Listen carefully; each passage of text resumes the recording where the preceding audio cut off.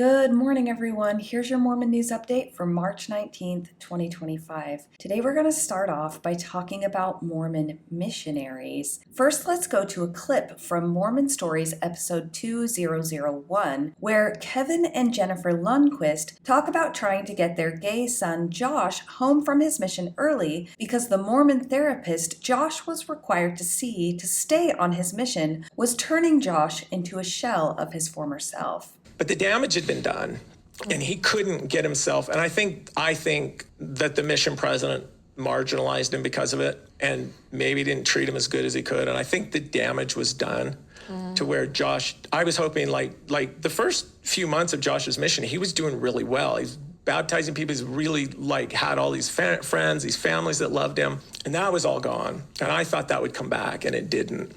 And so we moved into about June, and I remember I called him, and he was just not himself. And I said, okay, I got to get you home. And he said, okay. And so I called the mission president, and I said, he needs to come home. And he said, I'm not sending him home. And, it's a shame for a mission president to have to send someone home. And I said, look, he's not productive. He's not happy. I said, just let him come home. So I called the mission president again, and I said, he needs to come home. What do I need to do? And he's like, I'm his mission president. I've been called of God to lead this, and he's not coming home. I said, I called Josh, and I said, I'm just going to send you a ticket and just go to the airport and fly home. And he said, Dad, I don't have my passport. The mission president took it. So I called the mission president again, and I said, look, I'm not messing around. You need to send him home. And he's like, don't call me again. There's nothing you can do. These loving parents did eventually get their son home, but only after Kevin made calls to high-level contacts that he had in government and let the mission president know that if he didn't let Josh come home, there would be a lot of trouble for the church. Go listen to the entire episode. It is very good. This chain of events, though, begs the question, are Mormon missions human trafficking? Let's go to a few points made in a post on the ex-Mormon subreddit where it says, human trafficking is the recruitment, transportation, transfer, harboring, or receipt of people through force, fraud, or deception with the aim of exploiting them for profit. Another definition, trafficking victims are deceived by false promises of love, a good job, or a stable life and are lured or forced into situations where they're made to work under deplorable conditions with little or no pay. It then has what's called the AMP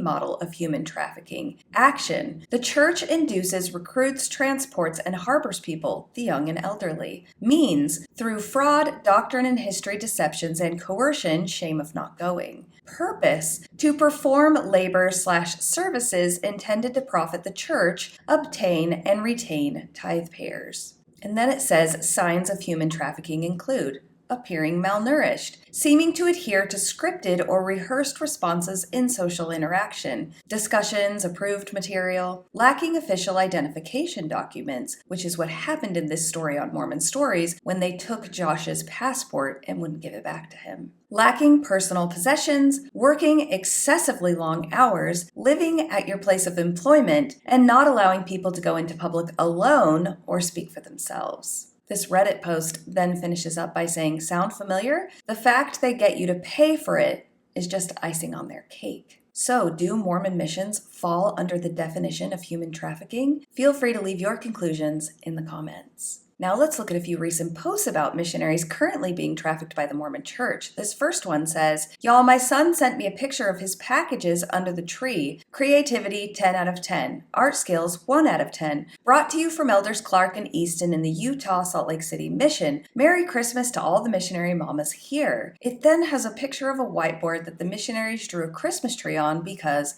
they don't have an actual Christmas tree.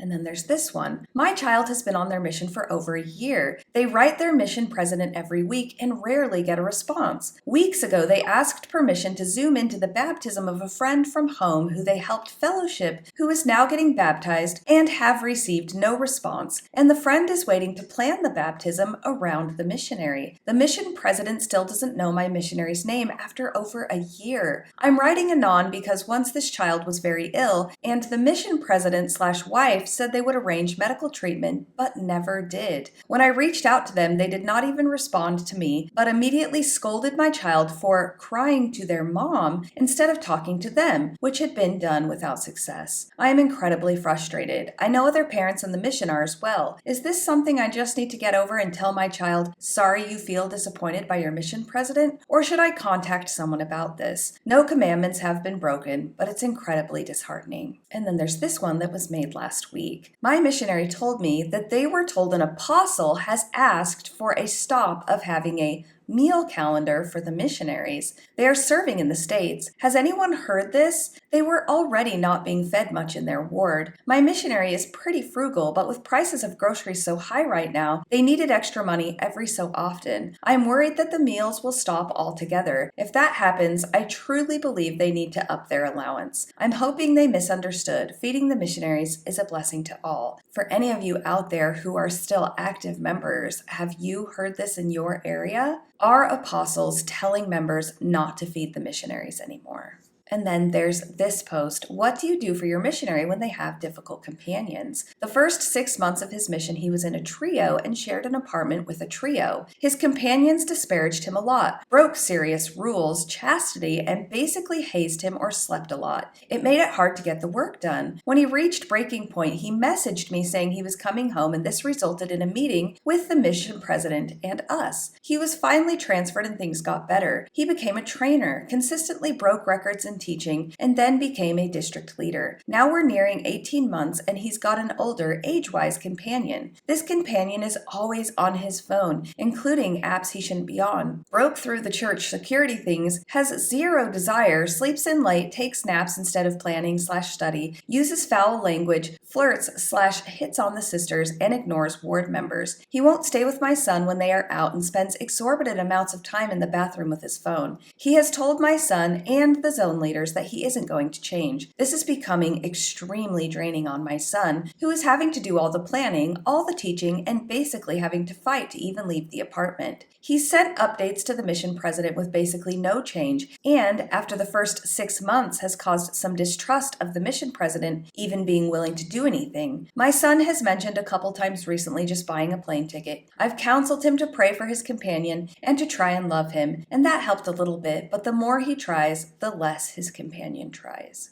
These types of experiences are exacerbated by counsel that missionaries are given, like this excerpt from the talk, Which Way Do You Face by Elder Lynn G. Robbins of the Presidency of the 70 that was given in the October 2014 General Conference. And as a side note, remember that on the church's own website it says regarding General Conference, the words of the prophets delivered through the Spirit during General Conference are latter-day Scripture. Scripture is the mind and will of God revealed through his servants. Here is the quote from Lynn Robbins. For example, some young missionaries carry this fear of men into the mission field and fail to report the flagrant disobedience of a companion to their mission president because they don't want to offend their wayward companion. Decisions of character are made by remembering the right order of the first and second great commandments. When these confused missionaries realize they are accountable to God and not to their companion, it should give them courage to do an about-face. The moral of the story is the church has a long way to go if they want to stop trafficking their members, and they could absolutely start with stopping the practice of taking missionaries' legal documents and preventing them from leaving when they want to leave. Now let's go to abc4.com. First off, yesterday I read a letter written by a stake president on behalf of Mormon church leaders, directed to the town of Fairview, Texas, regarding the temple that the Mormon church wants to build in a residential area of a town that's motto is keeping it country. The mayor of Fairview has since spoken out against that letter in this story on ABC4. Local leaders of the Church of Jesus Christ of Latter-day Saints delivered a letter to the mayor of Fairview, Texas on Monday, pleading with city leaders to keep to the agreement made with the church over the construction of a controversial proposed temple. Now, let's be very clear here. Local leaders may have delivered the letter, but it was written on behalf of the leaders of the Church of Jesus Christ of Latter-day Saints and is published on the church's official website. Back to the article from ABC4. The town's mayor, however, said that Fairview has kept its side of the agreement and the church has not, claiming the letter has serious inaccuracies. Inaccuracies. The new letter delivered on Monday, March 17th, expresses concern that the town council appears to have already withdrawn their support from the agreement made during the recent mediation. We remain concerned, however, that our religious rights could be compromised if the town does not honor its word as agreed to during mediation, the letter reads. We entered mediation with hopes for a respectful and expedient solution that advanced everyone's goals. That remains our hope. Church leaders end the letter by asking the town to reaffirm the commitments made during the mediation process. The letter vaguely threatens legal action should the council withdraw its support, saying, upholding the agreement is an essential reassurance that would make it unnecessary for us to seek judicial assistance to resolve this impasse. However, Fairview Mayor Henry Lesner said the town has not withdrawn its support for the agreement and that each representative of the town council individually chose not to respond to the church to avoid any appearance of impropriety. I was actually talking to my husband about this last night, and he has worked with city government for a very long time and pointed out this very fact. It would be inappropriate for the council members to respond to the church individually outside of a meeting about this conflict. The article goes on to say, the town has met its commitments coming out of the November mediation meeting. The church has not, Lesner said. They were supposed to have filed documentation associated with the mediated building design on January 13th. Instead, they decided to send a notice of a lawsuit letter. Lesner said he is still waiting for the courtesy of some sort of response from LDS leadership, as he has requested to meet with anyone who is not a church attorney. He said he's willing to travel to Salt Lake City for the meeting. After more than a year, I, as the highest elected official in the town of Fairview, still have not met anyone who is a decision maker in the LDS Church. All we see are attorneys, he said, and I would add, now,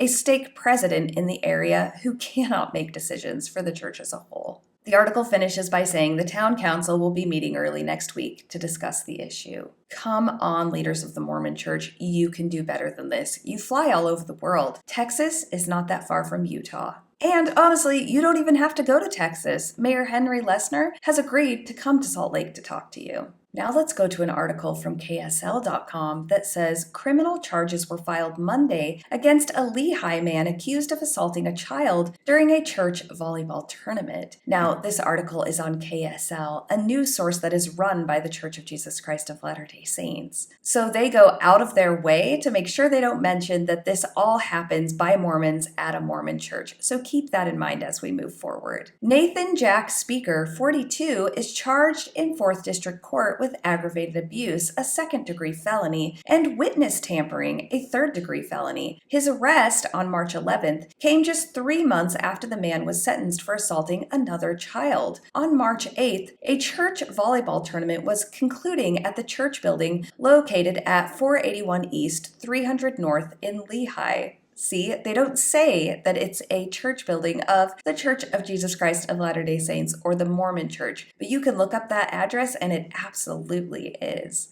The article goes on to say, and Speaker was one of the last people leaving the gym, according to police. As several children were knocking the volleyball around, one child stepped in front of Nathan and hit the ball away from him. This caused Nathan to become upset and grabbed the juvenile victim by the throat. Nathan lifted the juvenile victim completely off the ground, and the victim stated he could not breathe during this, a police booking affidavit states. Speaker then threw the boy across the room where he collided with another child, the affidavit alleges. The boy began to cry and yell at Nathan, stating he choked him. At that point, another adult had to physically step between Nathan and the juvenile victim as Nathan began to reapproach the boy. The boy yelled for Nathan to stay away from him, the affidavit says. Later that night, Speaker wrote a letter to the boy apologizing and stated that he knows that he has had anger issues and sent a text message to the boy's mother asking her not to report the incident to the police, according to charging documents. I am so glad this parent stood up for their child, and instead of going to the bishop like a lot of people might, they went to the police. Good job, Mom. The article then says, Speaker was also convicted last fall after grabbing a 14-year-old girl by the throat, according to court records. He was sentenced in December to 2 years of probation and given credit for the 6 days he served in jail following his arrest. In his latest arrest report, Lehigh police noted that as this case progressed, Nathan was advised by phone that he would be taken into custody on these charges. Nathan actively evaded apprehension by leaving his residence and staying at an unknown location. It took almost 4 days to locate Nathan and take him into custody. Family members knew where Nathan was staying,